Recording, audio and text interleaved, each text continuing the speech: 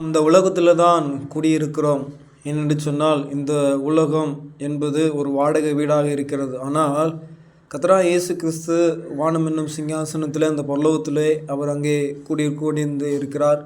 அங்கே இருக்கின்ற போது நாம் அவர்கிட்ட போய் குடியிருக்கிறோமா இல்லையா என்று சொல்லி அறிந்தும் எப்பொழுதும் நாம் தைரியமாக இருக்கிறோமா? நாம் ஒரு நாள் இந்த உலகத்தை விட்டு மரித்து போகும் காலம் வரும். அப்படி காலம் வரும்போது இந்த உலகத்தை விட்டு நான் போகிறேன், நான் கர்த்தரிடத்தில் அதிகமாக போய் அங்கே போய் குடியிருந்து அவரோடு கூட இருக்க அப்படிப்பட்ட எண்ணம் எனக்குள்ளாக இருக்குது என்று சொல்லி விரும்புகிறோமா?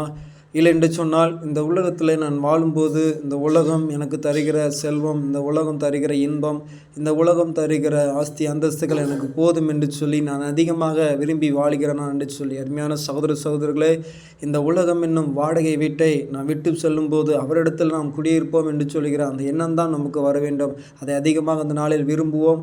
கர்த்தர் நம்மளை என்ன செய்வார்னு அப்படிப்பட்ட விருப்பத்தை உள்ளத்துக்குள்ளாக வைத்து நம்மை அவருக்குள்ளாக நடத்த உதவி செய்வாராக. ஆமீன்.